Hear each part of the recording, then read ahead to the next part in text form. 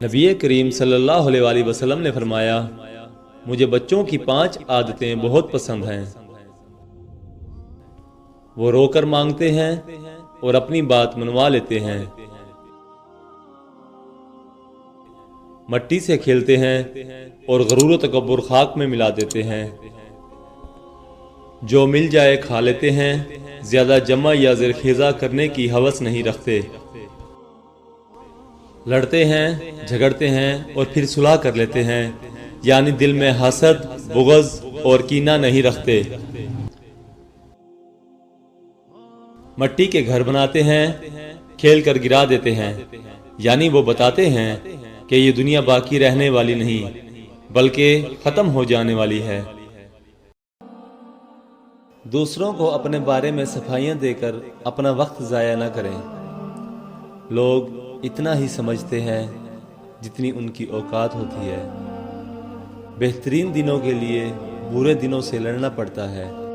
اگر آپ کی آنکھ خوبصورت ہے تو آپ کو دنیا اچھی لگے گی، لیکن اگر آپ کی زبان پیاری ہے تو آپ دنیا کو اچھے لگیں گے۔ جو گزر چکا اس کے پیچھے مڑ کر کبھی مت دیکھو، ورنہ آگے جو ملنے والا ہے اسے بھی کھو دو گے۔ لوگ جب پوچھتے ہیں کہ آپ کیا کام کرتے ہیں، اصل میں وہ حساب لگاتے ہیں کہ آپ کو کتنی عزت دینی ہے۔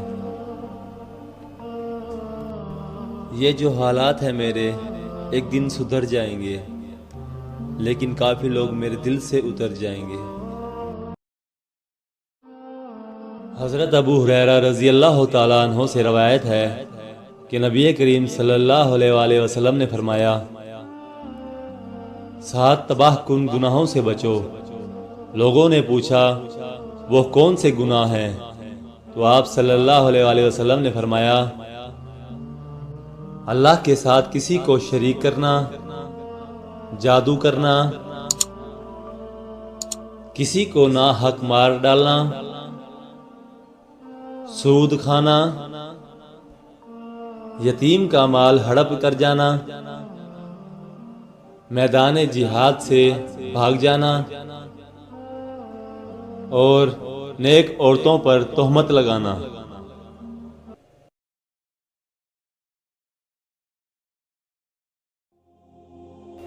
دنیا کی تاریخ میں کوئی کسی کے لیے نہیں رویا جتنا حضرت محمد مصطفیٰ صلی اللہ علیہ وآلہ وسلم اپنی امت کے لیے روئے ہیں۔ ایک ہی سوال 700 بار دہرایا گیا، میرے محبوب صلی اللہ علیہ وآلہ وسلم کیا مانگتے ہو؟ ایک ہی جواب آیا، میری امت کی مغفرت۔ حضور صلی اللہ علیہ وآلہ وسلم نے ارشاد فرمایا، اللہ تعالیٰ جس کے ساتھ بھلائی چاہتا ہے اسے دین کی سمجھ عطا کر دیتا ہے۔ آپ صلی اللہ علیہ وآلہ وسلم سے پوچھا گیا، قیامت کے دن اللہ تعالیٰ کے حضور کون سے لوگ درجے کے لحاظ سے سب سے بہتر ہوں گے؟ آپ صلی اللہ علیہ وآلہ وسلم نے ارشاد فرمایا، اللہ تعالیٰ کا کثرت سے ذکر کرنے والے۔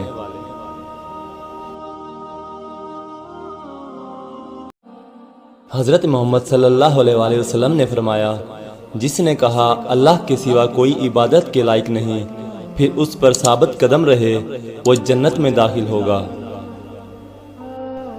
حضرت محمد صلی اللہ علیہ وآلہ وسلم امت کے لیے راتوں میں اتنی دیر تک کھڑے ہو کر عبادت کرتے کہ ان کے ٹخنے سوج جاتے، اور آج امت اتنا سوتی ہے کہ آنکھیں سوج جاتی ہیں۔ حضرت محمد صلی اللہ علیہ وآلہ وسلم سے پوچھا گیا کہ اللہ تعالیٰ کے رسول صلی اللہ علیہ وآلہ وسلم کون سی دعا زیادہ سنی جاتی ہے؟ تو آپ صلی اللہ علیہ وآلہ وسلم نے ارشاد فرمایا، رات کے آخر کا درمیان یعنی تہجد اور فرض نماز کے بعد کی دعا۔ رسول اللہ صلی اللہ علیہ وآلہ وسلم نے فرمایا، جب نیکی تمہیں خوش کرے اور برائی افسردہ کرے تو تم مومن ہو۔ نصیب کا لکھا مل کر ہی رہتا ہے، کب، کہاں، کیسے، یہ سب میرا رب جانتا ہے۔